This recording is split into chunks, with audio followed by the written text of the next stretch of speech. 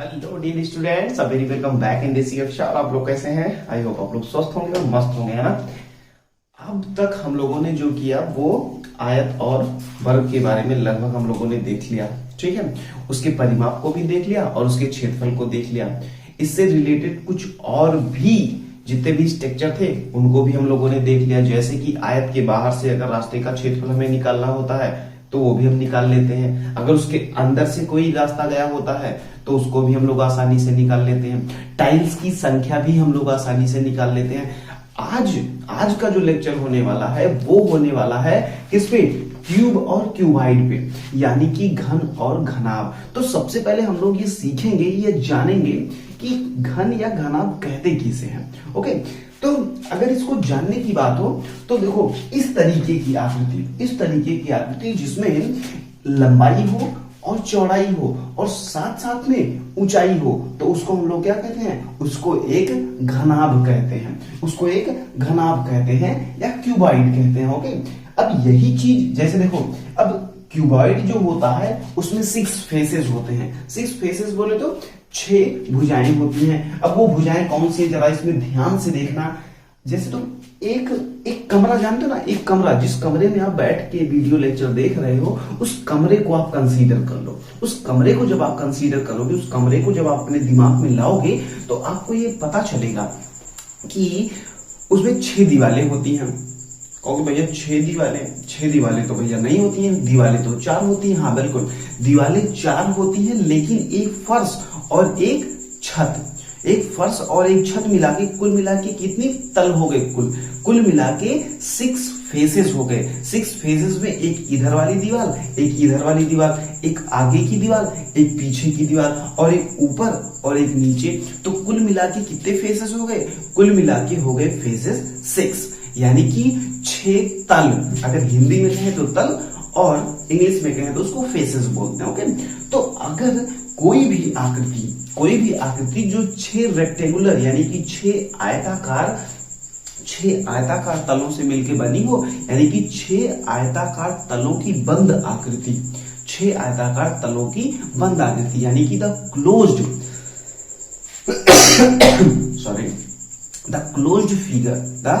closed figure with the 6 faces is known as what? Is known as cuboid.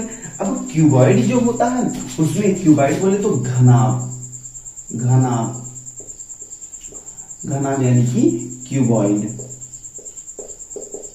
बोलते हैं। तो भैया cuboid किसे कहेंगे? वो जिसमें लंबाई और चौड़ाई और ऊंचाई ये तीनों आपस में बराबर ना हो, उनको क्या कहेंगे? लंबाई, चौड़ाई और ऊंचाई अगर आपस में बराबर नहीं है तो वो घनाभ कहलाता है। तो भैया क्यूब किसे कहते हैं? क्यूब जो होता है, क्यूब यानी कि जो घन होता है, इसमें लंबाई जो होती है वो चौड़ाई के और चौड़ाई जो होती है वो ऊंचाई के बराबर होती है। यानी कि तीनों भुजाएं जो होती हैं, यानी कि लंबाई, चौड़ाई और ऊंचाई, ये 3 भुजाएं होती हैं। तो लंबाई, चौड़ाई और ऊंचाई अगर तीनों बराबर हैं तो उनको क्या कहेंगे? क्यूब यानी कि घन। और अगर तीनों बराबर नहीं हैं तो उनको क्यूबॉइड बोलेंगे या उसको घनाभ बोलेंगे। तो ये बात तो हमारी क्लियर हो गई। तो भैया इसमें क्या क्या निकालना होता है? सबसे पहली बात जो आती है वो आती है वॉल्यूम की। वो आती है वॉल्यूम बोले तो आयतन की। जब हम लोग आयतन निकालने की बात करते हैं तो जो क्यूब होता है, क्यूब यानी कि घन, तो घन का आयतन। वैसे तो आयतन का जो फॉर्मूला होता है वो लंबाई गुणे चौड़ाई गुणे ऊंचाई होता है, ठीक है। क्या होता है? लंबाई गुणे चौड़ाई गुणे ऊंचाई। लेकिन यहाँ पे आप देखिएगा तो आपको ये मिलेगा कि लंबाई जो होती है वो चौड़ाई और चौड़ाई जो होती है वो ऊंचाई, यानी कि तीनों क्या होता है? तीनों आपस में बराबर होते हैं। यानी कि भैया लंबाई गुणे चौड़ाई गुणे ऊंचाई, यही ना? बिल्कुल यही। लेकिन जरा सोचो कि अगर इसको लंबाई, चौड़ाई और ऊंचाई अगर तीनों बराबर हो, और बराबर का मतलब एक भुजा के बराबर हो, कोई भी एक भुजा हो उसके तीनों बराबर हो, तो यानी कि भुजा गुणे भुजा गुणे भुजा। तो भैया किसी भी चीज को जब आप 3 बार गुणा करते हैं तो क्या आ जाता है, भुजा की घात 3, भुजा की पावर 3। यानी कि किसी भी एक फेस की लंबाई जो होती है उसको आप ले लीजिए और उसी का क्यूब कर दीजिए, तो ये क्या आ जाएगा, ये आ जाएगा वॉल्यूम। यानी कि आज के बाद हम लोग क्या जानेंगे कि वॉल्यूम इज इक्वल टू क्या होता है, साइड का क्या होता है, volume is equal to side का क्यूब होता है। यानी कि आज के बाद अगर हमें वॉल्यूम निकालना हुआ क्यूब का, तो क्यूब का जो वॉल्यूम निकल के आता है वो क्या निकल के आता है, वो आता है साइड का क्यूब। यानी कि अगर आपको जैसे कहा जाए कि एक 8 सेंटीमीटर या एक 4 सेंटीमीटर भुजा वाले किसी घन का आयतन क्या होगा, तो 4 सेंटीमीटर चूंकि भुजा है, 4 सेंटीमीटर क्या है, एक भुजा है, तो 4 सेंटीमीटर अगर भुजा है तो वॉल्यूम इज इक्वल टू क्या हो जाएगा, 4 का क्यूब हो जाएगा। और 4 का क्यूब का मतलब 4 चौके 16 चौके 64, यानी कि 64 घन मीटर।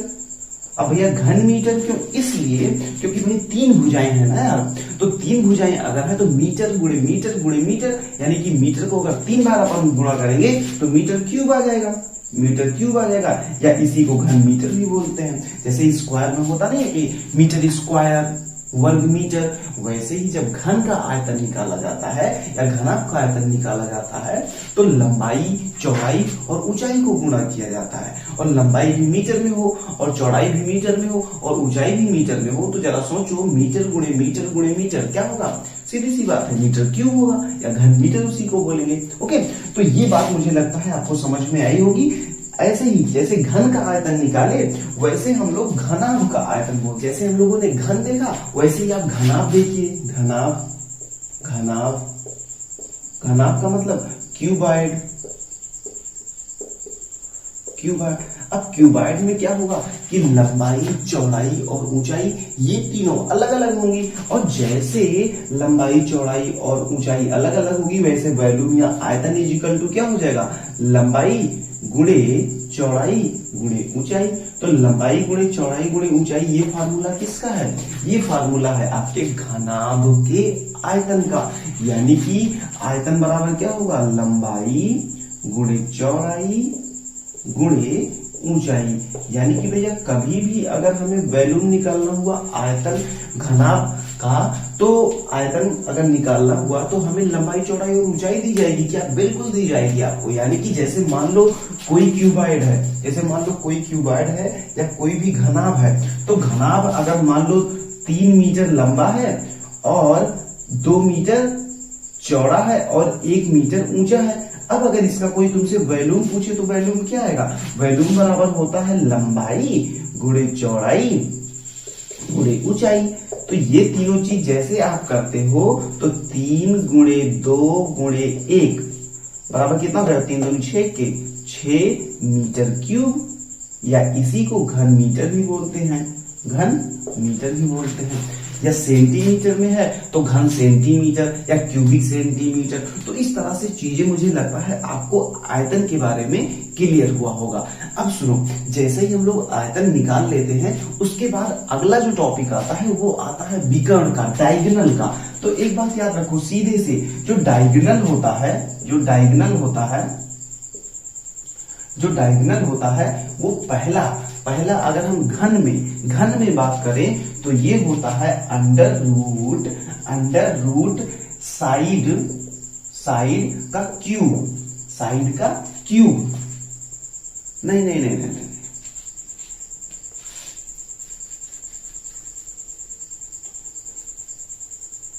अब सुनो, जब हम लोग डायगोनल की बात करते हो तो डायगोनल में जो पहला आता है वो आता है क्यूब का।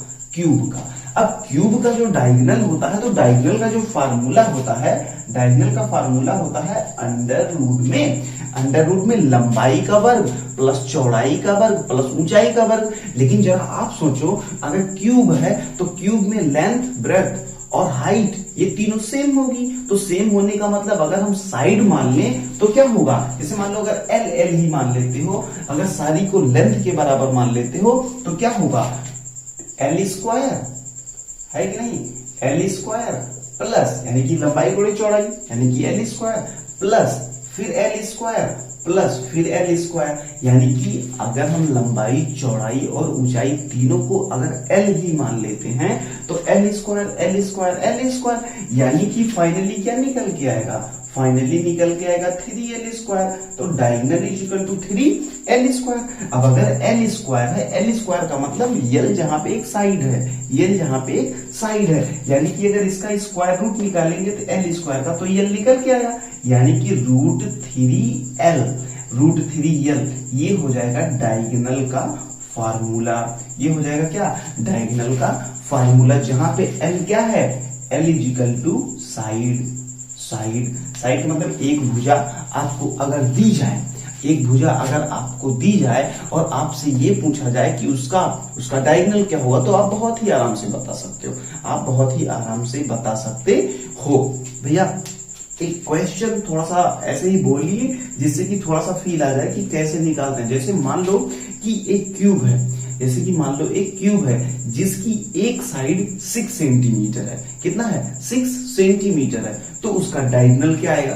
तो सीधी सी बात है कि क्यूब है तो उसका डायगोनल का फार्मूला क्या होता, डायगोनल का फार्मूला होता है √3 इंटू ए, यानी कि ए का मतलब l का मतलब 6, तो क्या हो जाएगा 6√3 हो जाएगा, 6√3। और चूंकि डायगोनल है तो ये मीटर या सेंटीमीटर में होगा, तो ये सेंटीमीटर में था तो ये भी सेंटीमीटर में हो जाएगा। ओके, तो इस तरीके से हम लोग क्या करते हैं, हम लोग डायगोनल निकालते हैं किसका, क्यूब का। ऐसे ही अगर क्यूबाइड का निकालना हुआ, अगर ऐसे ही क्यूबाइड का मतलब ये होता है कि घनाभ, और घनाभ का मतलब ये होता है कि जिसमें लंबाई चौड़ाई और ऊंचाई आपस में बराबर ना हो। बराबर ना हो का मतलब ये है कि लंबाई भी दी जाएगी, चौड़ाई भी दी जाएगी और ऊंचाई भी दी जाएगी।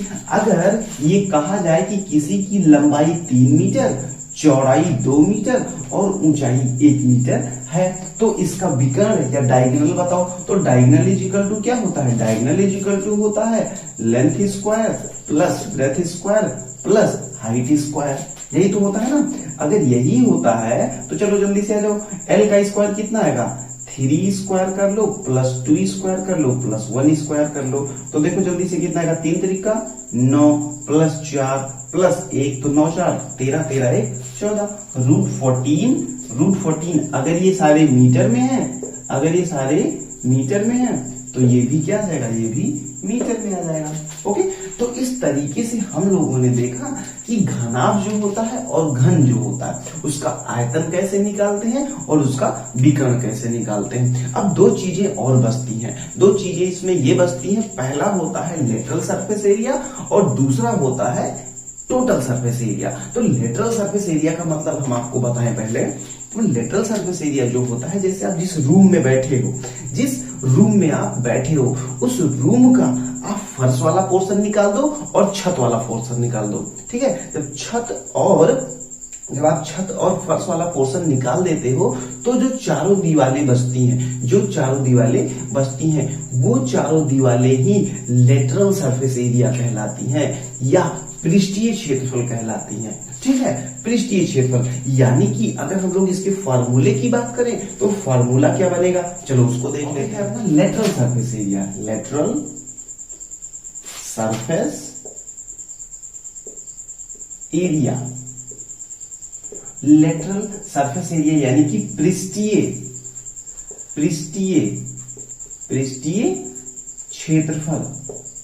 पृष्ठीय क्षेत्रफल का मतलब होता है ये जो लेटरल है, लेटरल सरफेस एरिया या कर्व सरफेस एरिया, ठीक है। अगर इसकी बात अपन करें तो देखो वास्तव में अगर ये आपका घनाभ है, ये आपका क्यूबाइड है, तो नीचे वाला निकाल दो और ऊपर वाला निकाल दो, यानी कि ABCD ऊपर वाला निकाल दिए और EFGH अगर ये निकाल दिए तो बचा क्या यार, बचा क्या अपने पास बचा इस साइड वाली दीवार और इस साइड वाली दीवार और पीछे की दीवार और आगे की दीवार, यही तो बचा अपने पास। यानी कि अगर इस फ्रंट वाली दीवार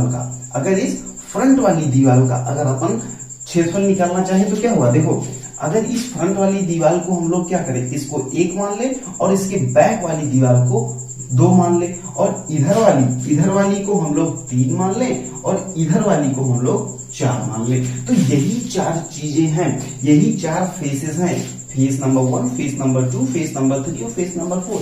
यही चारों फेसेस हैं जो मिलके लेटरल सरफेस एरिया बनाएंगे। लेटरल सरफेस एरिया यानी कि अगर हम केवल इसकी बात करें तो इसमें क्या क्या है, देखो जरा ध्यान से, इसमें क्या है, लेंथ है और क्या है, और हाइट है, यानी कि लेंथ इंटू हाइट एक आ गया, और प्लस यही चीज पीछे वाले में भी होगा, यानी कि लेंथ इंटू हाइट। ओके, यही होगा ना भाई, पीछे वाले में भी होगा। अच्छा इधर वाले में देखो जरा ध्यान से, जो इधर वाली दीवार है अपनी, इधर वाली दीवार में क्या होगा, इसमें भी क्या होगा, इसमें भी अगर देखा जाए तो ब्रेथ इंटू हाइट होगा, और इधर वाली में भी क्या होगा, ब्रेथ इंटू हाइट। ये बनाता है क्या अपना, यही बनाता है अपना लेटरल सरफेस एरिया या कर्व्ड सरफेस एरिया। ओके, अब देखो इसमें क्या क्या है, लेंथ इंटू हाइट, यानी कि 2LH, और यहां पे अगर देखा जाए तो ये क्या बना रहा है, B इंटू एच, लेकिन एक 2 है, ठीक है। अब यहां से अपन अगर 2H कॉमन ले लें तो क्या बचेगा, L प्लस बी। तो यानी कि फाइनली जो कर्व्ड सरफेस एरिया होता है, कर्व्ड सरफेस एरिया या और लेटरल सरफेस एरिया, यानी कि कर्व का मतलब पृष्ठीय क्षेत्रफल जिसको बोलते हैं, पृष्ठीय लिख लो यहाँ पे, अगर से हिंदी वाले हो आप लोग तो कोई दिक्कत नहीं है, पृष्ठीय क्षेत्रफल। तो जब पृष्ठीय क्षेत्रफल की अपन बात करते हैं तो क्या आ जाता है, ये आ जाता है 2 ब्रैकेट में लंबाई प्लस चौड़ाई और ब्रैकेट बंद गुणे ऊंचाई, ये वाला फार्मूला आपका निकल के आ जाता है। ओके, तो ये हो गया आपका क्या, ये हो गया आपका लेटरल सरफेस एरिया किसकी केस में, लेटरल सरफेस एरिया क्यूबाइड की केस में। अच्छा ये जरा सोचो कि अगर यही क्यूब होता भाई, सीधी सी बात है, तो ये जो L है, ये जो B है, ये जो H है, ये तीनों सेम हाइट के होते, यानी कि यहाँ पे साइड हो जाता और यहाँ पर भी साइड हो जाता। तो यानी कि 2 इन ब्रैकेट क्या, यहाँ पे तुम एक रख दो, मान लो साइड रख दो प्लस साइड रख दो और यहाँ साइड से मल्टीप्लाई कर दो 4, तो ये हो जाएगा 4s स्क्वायर क्या आएगा, 4s स्क्वायर आएगा। अगर कोई भी क्यूब है और क्यूब का अपन क्या निकाल रहे हैं, लेटरल सरफेस एरिया। ओके, तो मुझे अब लगता है कि लेटरल सरफेस एरिया चाहे क्यूब का हो और चाहे क्यूबाइड का हो, इन दोनों का आप बहुत ही आराम से निकाल लोगे। अच्छा एक बात याद रखना, लेटरल सरफेस एरिया को ही कमरे के रिस्पेक्ट में या किसी रूम के रिस्पेक्ट में इसी को चारों दीवालों का क्षेत्रफल ही बोलते हैं, याद रखना। अरे भाई चारों दीवालों का मतलब क्या हुआ कि फर्श और टॉप यानी रूफ और फ्लोर को छोड़ दो, यानी कि फर्श और छत को छोड़ दो, तो बाकी क्या बचा अपने पास, बाकी बचा क्या, चारों दीवारें। तो यानी कि चारों दीवारों का क्षेत्रफल कहा जाए, या हमसे ये कहा जाए कि लेटरल सरफेस एरिया क्या होगा या पृष्ठीय क्षेत्रफल क्या होगा। तो सीधे से अपन क्या करेंगे, अगर वो क्यूब है तो सीधे से 4s स्क्वायर, अगर क्यूबाइड है तो 2 ब्रैकेट में L plus B into H, 2 in bracket L plus B into H. तो मुझे ऐसा लगता है कि ये जो लेटरल सरफेस एरिया वाला मैटर है ये आपको बिल्कुल से समझ में आया होगा। अब इसके बाद एक छोटा सा टॉपिक हम लोग और कर लेते हैं, वो है टोटल सरफेस एरिया का। उसके बाद फिर हम लोग क्वेश्चन बनाना शुरू करते हैं। ओके, अब देखो जब अपन टोटल सरफेस एरिया की बात करना चाहते हैं तो टोटल सरफेस एरिया का मतलब आप पहले समझो कि जिस आप रूम में बैठे हो, फिर से आप रूम वाला एग्जांपल ले लो, जिस रूम में आप बैठे हो उस रूम का फर्श और उस रूम का छत दोनों हो गए, और प्लस में वो चारों दीवारें, यानी कि भैया अब हमारे पास जो फेसेस हो गई, जो हमारे पास साइड्स हो गई, या यूं कह लो कि जो हमारे पास तल हो गए, वो कितने हो गए, वो 6 हो गए ना भाई, क्योंकि चारों दीवारें और नीचे वाला और ऊपर वाला फर्श, है ना, नीचे वाला फर्श और ऊपर वाला छत। यानी कि अब हमारे पास कुल भुजाएं कितनी हो गई, भुजाएं कुल हमारे पास तो देखो, जैसे तल तो कितने हैं, 1 2 3 4 5 6, यानी कि 6 फेसेस हो गए, 6 फेसेस हो गए। जरा ध्यान से इसमें देखो, पहला अगर आगे का मानते हो और दूसरा पीछे का मानते हो, और तीसरा जो है, अब तुम तीसरा क्या करो ना, तीसरा करो, ये आगे का माने थे और इसको, अब इसको तुम मानो तीसरा छत, और चौथा वाला पार्ट नीचे, चौथा वाला पार्ट क्या करो, एक, रुक जाओ, इसको तो माने थे ना अपन, 1 2 3 4 हो गया था, इसको 5 मानो और इसको 6 मानो, इसको 6 मानो। अब देखो, वास्तव में ये थोड़ा सा कॉम्प्लिकेटेड लग रहा होगा, लेकिन आप जहां जिस रूम में बैठो उस रूम को कंसीडर करो, सीधे मैं कहता हूं। तो नीचे अब सीधे देखो, इस वाली दीवार को पहला, इस वाली दीवार को दूसरा, 2 हो गया, इसको तीसरा, उसको चौथा, ऊपर वाले को 5, नीचे वाले को 6।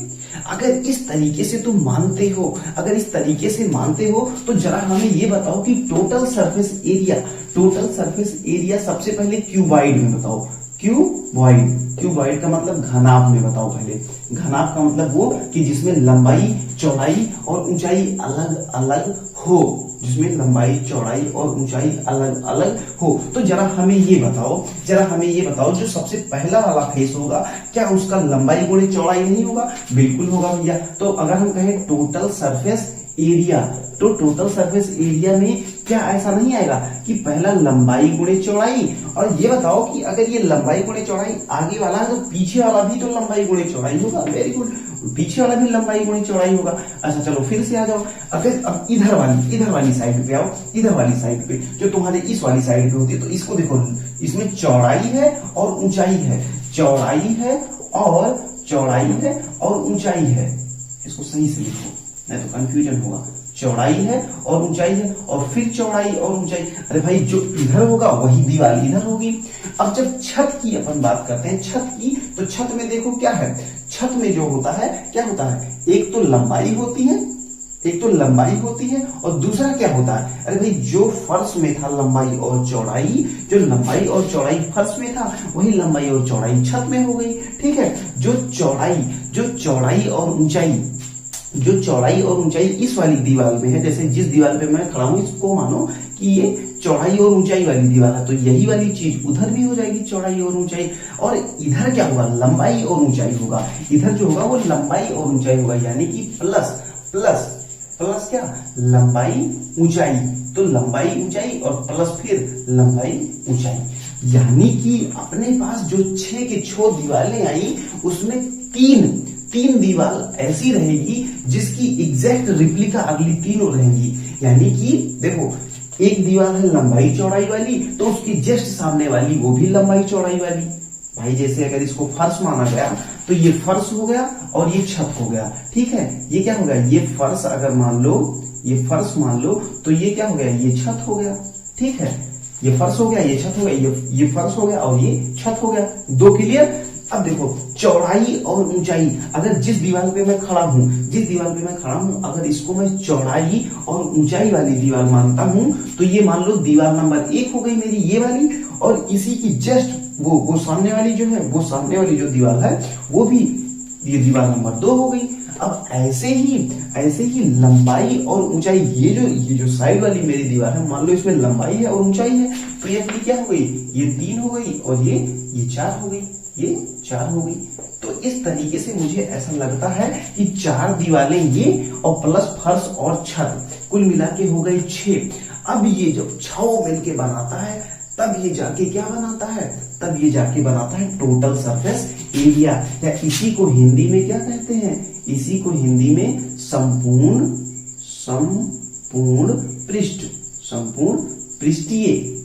पृष्ठीय क्षेत्रफल बोलते हैं, संपूर्ण पृष्ठीय क्षेत्रफल। तो अगर संपूर्ण पृष्ठीय क्षेत्रफल निकालना हुआ, तो ये 2 है, तो इसको हम लिख सकते हैं 2L into B plus 2B into H plus 2 क्या, L इंटू एच। भाई देखो, 2L इंटू, यानी कि ये क्या है, 2 ब्रैकेट पे लंबाई गुणे चौड़ाई प्लस चौड़ाई गुणे ऊंचाई प्लस ऊंचाई गुणे लंबाई, यानी कि ये टोटल सरफेस एरिया आ गई, बोलो है ना भैया। ये तो आपने बता दिया घनाभ का केस यानी कि क्यूबाइड का केस। अगर भैया ये क्यूब होता तो क्या होता? अरे सीधी सी बात है यार कि टोटल सरफेस एरिया क्यूब की केस में क्या बनेगा? क्यूब का मतलब ये L B D H H L ये सारा का सारा साइड बन जाएगा, एक साइड कोई बन जाएगा। तो दो ब्रैकेट में ये side into side plus side into side plus side into side, तो ये क्या हो गया? Side side side side side side, यानी कि side square plus side square यानी कि 3 साइड स्क्वायर। यानी कि यहाँ पे देखो टोटल सरफेस एरिया बराबर क्या हो जाएगा?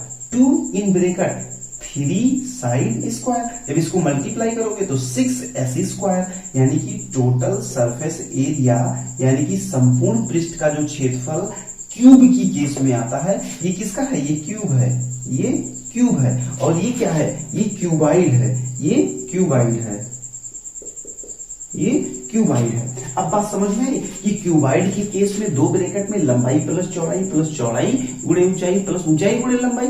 और इसकी केस में क्या होगा भाई? एक साइड दी जाएगी, तो उसका जब हमें टोटल सरफेस एरिया निकालना रहेगा तो 6s स्क्वायर। तो यानी कि यहां से हम लोगों को बिल्कुल ये बात समझ में आ गई कि सबसे पहली बात क्या हमें समझ में आई कि घन क्या होता है और घनाभ क्या होता है। ठीक है, क्यूब और क्यूबाइड अलग अलग होते क्या है? क्यूब वो होता है जिसमें लंबाई चौड़ाई और ऊंचाई तीनों बराबर होती है, ओके।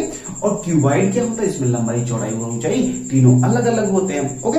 तो ये बात समझ में। उसके बाद हम लोगों ने आयतन देखा। आयतन निकालने के लिए लंबाई गुणे चौड़ाई गुणे ऊंचाई किसका होता है? घनाभ का यानी कि क्यूबाइड का। और क्यूब का जो होता है वो साइड की पावर 3 होता है। यानी कि अब हम आयतन भी आसानी से निकाल लेंगे। जो तीसरी चीज हम लोगों ने देखी वो देखी lateral surface area. Lateral surface area क्या होता है? केवल कर्व वाला सरफेस एरिया होता है, ठीक है ना, केवल पृष्ठीय क्षेत्रफल होता है। जैसे अगर किसी कमरे की बात करें तो चारों दीवारें जो होती हैं वो कर्व सरफेस एरिया या लेटरल सरफेस एरिया की बात अपन करते हैं। वैसे ही जब टोटल सरफेस एरिया की बात करते हैं तो टोटल सरफेस एरिया में अपनी 6 की 6 फेसेस आ जाती हैं, ओके।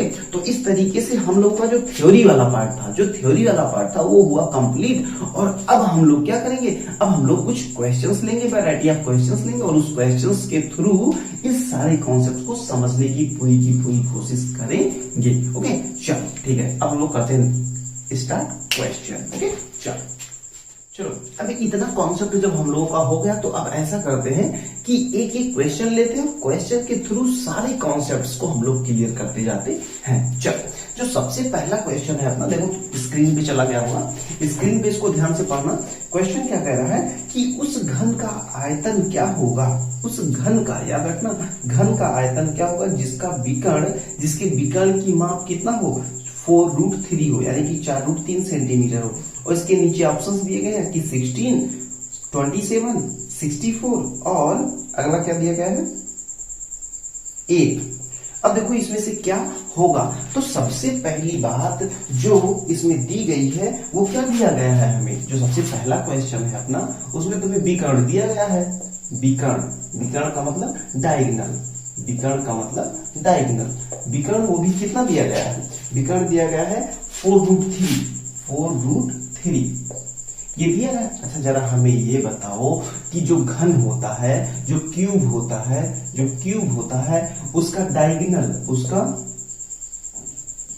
डायगोनल यानी कि घन का विकर्ण का सूत्र क्या होता है? अरे भाई अभी अपन निकाल के आए थे ना कि √3a, यही तो होता है, √3a होता है। चलो अब यहां पे रखो इसको, √3a = क्या दिया गया है? 4√3 दिया गया है। तो अब √3 कैंसिल हो जाएगा, a = 4 आ जाएगा। a का मतलब क्या हुआ? a का मतलब एक साइड। अगर एक साइड हमें पता चल गई तो हमसे क्वेश्चन क्या कह रहे हैं? हमसे क्वेश्चन कह रहे हैं कि आयतन बताओ। आयतन का मतलब वॉल्यूम, और वॉल्यूम जो होता है क्यूब का वो क्या होता है? साइड का या a का क्यूब बोल दो। a का क्यूब का मतलब 4 का क्यूब का मतलब 4 चौके 16, 16 चौके 64, यानी कि 64 घन सेंटीमीटर। क्या इसमें कोई दिक्कत? बिल्कुल दिक्कत नहीं। हमें बस केवल थोड़ा सा दिमाग जो अपना लगाना था, जो अपना दिमाग खर्चा करना था, वो दिमाग यहाँ पे केवल खर्चा करना था बस, कि विकर्ण का जो फार्मूला होता है घन के, वो क्या होता है। तो हम लोग सीधे से जानते हैं कि diagonal is equal to 4 root कितना होता है, रूट 3a होता है। बस ये चीज अगर आपको क्लियर है तो क्वेश्चन तो 1 मिनट का भी नहीं था, इसको तो आप मुंह में मतलब मुंह जबानी ही सॉल्व कर सकते थे। ओके चलो ठीक है, अब ऐसे ही अपन करते हैं। तो इसको एक बार देख लो, इसका स्क्रीनशॉट ले लो और एक बार समझ लो। चीजें जहां ना समझ में कमेंट जरूर करना, ठीक है, कमेंट करना। और ये वीडियो कैसी लग रही है आपको ये जरूर नीचे बताना फाइनली। ओके, और आपको किस तरीके की वीडियो की जरूरत होती है ये भी आप जरूर बताया करो, जिससे कि नेक्स्ट वीडियो क्या पढ़े क्या ना पढ़े वो सारी चीजें हम लोग यहीं से डिसाइड कर ले। ओके चलो ठीक है, अब नेक्स्ट क्वेश्चन, जो क्वेश्चन नंबर 2 है अपना, उस क्वेश्चन नंबर 2 को जरा पढ़ो ध्यान से। तो क्या कह रहा है कि लोहे के 3 घनों की भुजाएं, ध्यान से पढ़ना, लोहे के 3 घनों की भुजाएं क्रमशः 6 सेंटीमीटर, 8 सेंटीमीटर और 10 सेंटीमीटर है। जरा ध्यान से देखो, यही तो लिखा है ना, 10 सेंटीमीटर है। और इन्हें पिघलाकर एक घन बनाया गया, इन्हें पिघलाकर एक घन बनाया गया और घन की भुजा बताए। तो देखो कितना है, 6, 8 और 10, कितना है 6, 8 और 10। अब देखो ध्यान से, ये सेंटीमीटर है ना, हाँ ये सारा का सारा सेंटीमीटर है। ध्यान से देखो, इस टाइप का क्वेश्चन का क्या कहने का मतलब होता है, पहले उसको सुनो। इस टाइप के क्वेश्चन का यही कहने का मतलब होता है कि अगर तीनों को पिघला के एक साथ मिलाया जा रहा है, तो पिघलाने का मतलब ही क्या होता है, पिघलाने का मतलब ही ये होता है कि उनके वॉल्यूम को, उनके आयतन को एक साथ मिला दिया गया। उनके आयतन को एक साथ जब मिला दोगे, अरे भाई जैसे मान लो 3 छोटे छोटे डिब्बे हैं और तीनों डिब्बों में पानी रखा है। अब उन सारे पानी को क्या करो, एक साथ मिला दो, तो वो सारा का सारा पानी जब एक जगह इकट्ठा हो जाएगा तो उसका वॉल्यूम बढ़ जाएगा ना भाई। उसको रखने, जैसे 3 छोटे छोटे डिब्बे हैं, तीनों के पानी को जब मिला दोगे तो उसको एक बड़े डिब्बे में रखना पड़ेगा। और उस बड़े डिब्बे की साइड क्या होगी, उसकी माप क्या होगी, वही चीज ये आप पूछ रहे हैं अपने से। तो देखो, अगर ये बताओ ये 6 सेंटीमीटर है, ये 8 सेंटीमीटर है, ये 10 सेंटीमीटर है, तो इनके अलग अलग वॉल्यूम क्या आएंगे, आयतन क्या आएंगे, आयतन कितने आएंगे। तो 6 वाले का कितना आएगा, 6 गुणे 6 बराबर कितना, 6 6 36, 36 छक्का 216 घन सेंटीमीटर आएगा। बोलो हाँ है ना। अगर इतना आ गया, 16 घन सेंटीमीटर आ गया, तो अभी ये बताओ, ये तो पहले का आयतन था, ऐसे दूसरे का आयतन क्या होगा, दूसरे का आयतन क्या होगा 8, यानी कि 8 गुणे 8 कितना होगा, 8 टाइम 8 यहाँ पे 8 टाइम 64 और 64 अट्ठे 8 चौके 32 और 8 चौके 32 और 8 छह 48 और 48 3 51, यानी कि 512 घन सेंटीमीटर ये आ जाएगा। बोलो है ना। वैसे ही जो 10 का होगा, तीसरे का आयतन क्या होगा, तीसरे का जो आयतन होगा वो 10 गुणे 10 होगा, 10 गुणे 10 यानी कि 1000 घन सेंटीमीटर। बात समझ में, 1000 घन सेंटीमीटर हुआ। अब सुनो ध्यान से, इन तीनों को तुम जोड़ लो, इन तीनों को जब जोड़े तो 6 2 8 आएगा, उसके बाद 1 1 2 आएगा और 5 2 7 और 1 1, यानी कि 1728। देखो सही तो है ना, 5 2 7 28 1, हाँ 1728 घन सेंटीमीटर। अब ये जो 1728 घन सेंटीमीटर आया, ये तो वॉल्यूम आ गया ना भाई। अगर वॉल्यूम दिया हो और एक साइड निकालनी हो, याद रखना, अगर वॉल्यूम दिया हो और एक साइड निकालनी हो, तो साइड इज इक्वल टू, जानते हो क्या होता है, side is equal to cube root of volume होता है, क्यूब रूट ऑफ वॉल्यूम होता है। यानी कि जो हमें आयतन दिया गया है 1728, इसी का घनमूल निकाल लो, तो इसका घनमूल कितना आता है, 12 आता है। यानी कि 12 सेंटीमीटर वो नया वाला डिब्बा हो जाएगा, जिसमें इन तीनों को पिघला के डाल दिया जाए तो रखा जा सकता है। यानी कि ये भी क्वेश्चन अपने आप में एक टेक्निकल और गुड क्वेश्चन था। ओके, तो ये दो क्वेश्चन हम लोगों के हो गए। इन दोनों क्वेश्चन के माध्यम से हम लोगों ने थोड़ा सा कॉन्सेप्ट सीखा। चलो ऐसे ऐसे हम लोग करते करते थोड़ा कॉन्सेप्ट को आगे और बढ़ाते हैं। ओके, चलो अपना क्वेश्चन नंबर 3 पढ़ना जरा। तुम 3 पढ़ना, देखना क्या कहता है कि एक घन का विकर्ण 12 सेंटीमीटर है तो उसका आयतन घन सेंटीमीटर में क्या होगा। ये तो बहुत लल्लू टाइप वाला क्वेश्चन है। ये तो जैसे अपना पहला वाला क्वेश्चन था वैसे ही है कि अब की बार भी अपने को क्या दिया गया है, अब की बार भी अपने को डायगोनल दिया गया है, लेकिन डायगोनल अब की बार √12 दिया गया है। अच्छा ये बताओ कि डायगोनल का फार्मूला क्या होता है, जल्दी से बताओ, कमेंट में लिखो। डायगोनल का फार्मूला क्या होता है, यही तो होता है ना भाई, √3 × a, √3 × a, यही तो होता है। बहुत सही। अच्छा 12 को ऐसे लिखो कि ये √3 के फॉर्म में लिख उठे, तो भैया 12 को √3 × 2 लिख सकते हैं। √3 × 2, अरे भाई 2 दूना 4 3 12, 2 दूना 4 अंदर जाएगा और 4 3 से गुणा होगा 12, तो यानी कि इसको अपन ये लिख सकते हैं। हम लोग अगर ये लिख सकते हैं तो ये कितना दिया गया है, 4√3 ये दिया गया है, तो ये किसके बराबर होता है, √3a के, √3a के। तो √3 अगर अपना कैंसिल हो जाएगा तो a = क्या आ जाएगा, a = 2।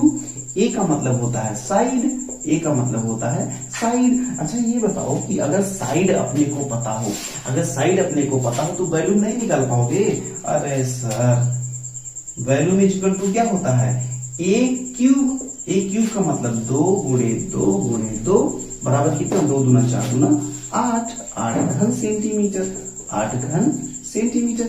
तो ये तीसरा क्वेश्चन तो बिल्कुल भाई लल्लू टाइप का था, इसको देख लो, इसको थोड़ा सा इसका स्क्रीनशॉट ले लो और उसके बाद हम लोग आगे बढ़ते हैं क्वेश्चन नंबर 4 पे। ये क्वेश्चन 3 था ना, ये क्वेश्चन 3 था। इसके बाद हम लोग क्वेश्चन नंबर 4 पे आते हैं। Okay, question number 4, question number जो नेक्स्ट है अपना, जिसके माध्यम से हम लोग और अपने कॉन्सेप्ट्स को आगे बढ़ाएंगे, उसको जरा देखना। तो देखना क्या लिखा हुआ है, दे रहे हैं कि यदि दो घनों के आयतन में, यदि दो घनों के आयतन में 27:1 का अनुपात हो तो उनकी भुजाओं का अनुपात क्या होगा। अरे यार सीधी सी बात है, सीधी सी बात है। पहले क्वेश्चन ध्यान से पढ़ लो ध्यान से कि क्या कहा कि दो घनों के आयतन में 27:1 का अनुपात है तो इनकी भुजाओं में क्या अनुपात होगा।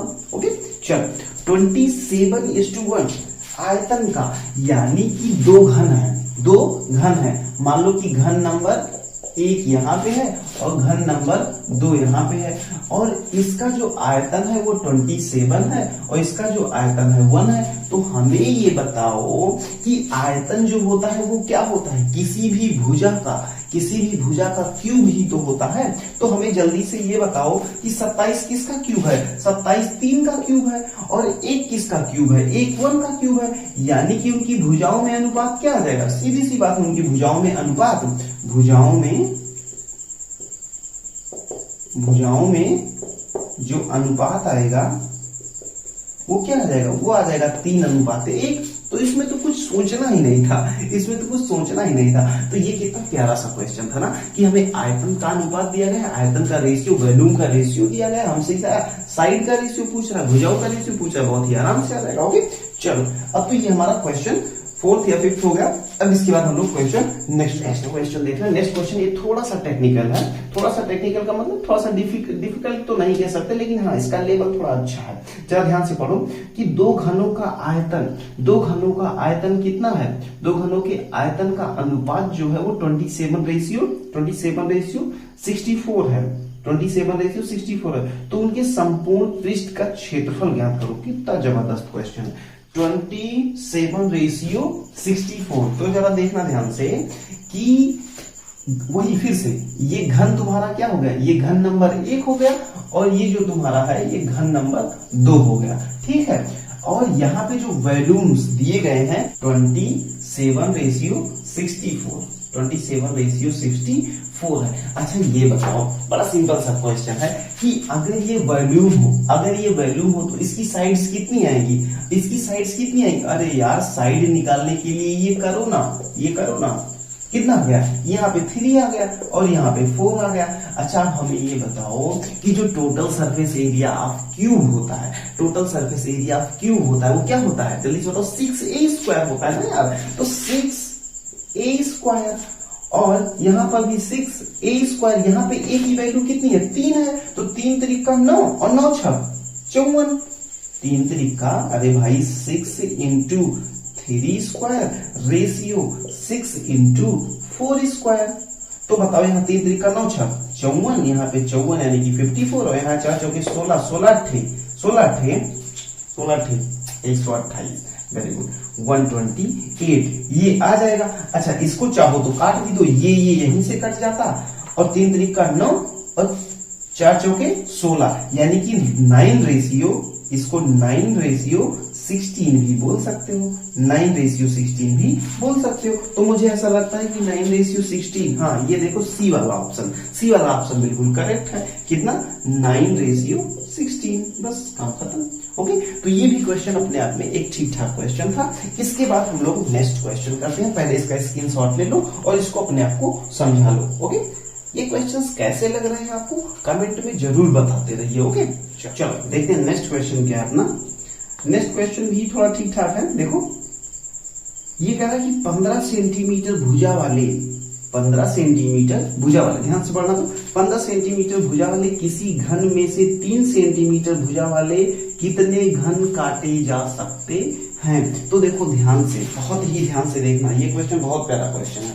ये क्वेश्चन बहुत प्यारा क्वेश्चन है। क्या कह रहा है कि 15 सेंटीमीटर, 15 सेंटीमीटर, ये एक 15 सेंटीमीटर भुजा का एक घन है। ठीक है, 15 सेंटीमीटर भुजा का एक घन है। इसमें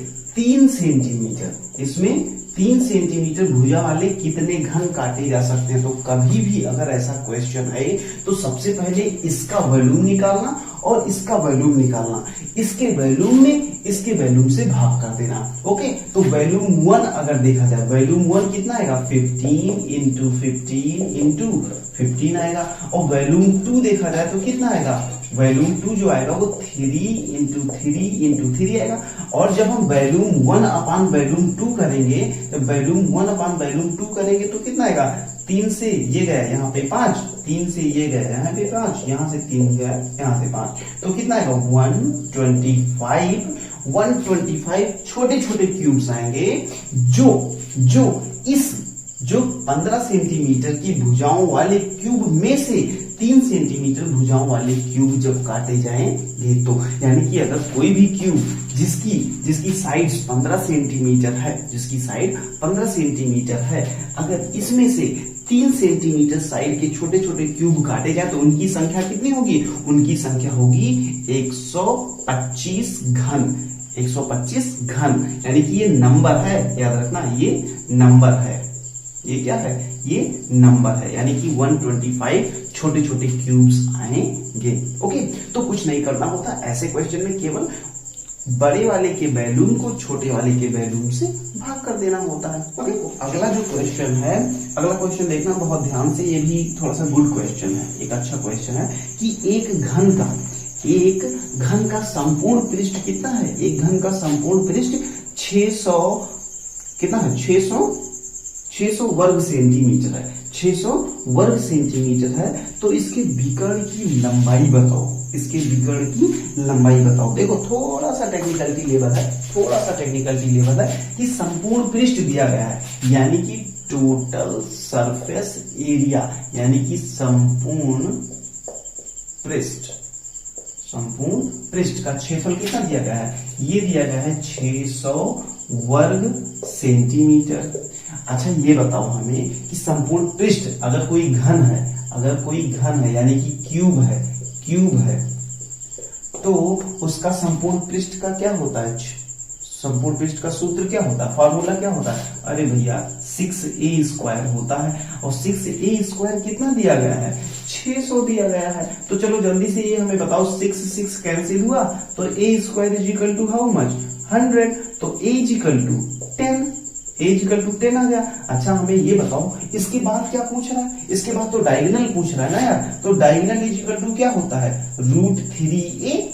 तो √3a का मतलब क्या हुआ, √3 इंटू 10 यानी कि 10√3 सेंटीमीटर, यानी कि 10√3 सेंटीमीटर क्या आएगा, 10√3 सेंटीमीटर आएगा उस विकर्ण की, उस डायगोनल की लेंथ आ जाएगी। ओके, तो इस तरीके से आज हम लोगों ने क्वेश्चंस देखे और उनके कॉन्सेप्ट्स भी सीखे। तो सबसे पहले हम लोगों ने क्या किया, सबसे पहले हम लोगों ने किया कि पहले थ्योरी वाला पार्ट देख लिया, और थ्योरी वाला पार्ट क्लियर करने के बाद हम लोगों ने क्या किया, कुछ क्वेश्चंस लिए, उस क्वेश्चंस के माध्यम से अपने क्या किया, अपने कॉन्सेप्ट्स को धीरे धीरे बूस्ट किए। अब नेक्स्ट वाले लेक्चर में, ये मान के चलो ये थोड़ा सा वीडियो लंबी हो जा रही है, इसलिए क्या करते हैं, इस वाली वीडियो को यहीं रोकते हैं और हम लोग नेक्स्ट वाले लेक्चर में कुछ और, ये मान के चलो कि लेवल 1 था, अब नेक्स्ट वाले लेक्चर में कुछ लेवल 2 टाइप के क्वेश्चंस को लेकर मिलते हैं। तब तक आप लोग जहां कहीं भी हैं, स्वस्थ रहिए, मस्त रहिए, व्यस्त रहिए, लेकिन किसमें, हाँ बिल्कुल पढ़ाई करने में। ओके, चलो मिलते हैं नेक्स्ट लेक्चर में कुछ नए कॉन्सेप्ट्स और कुछ नए और गुड क्वेश्चंस के साथ। तब तक के लिए जय हिंद।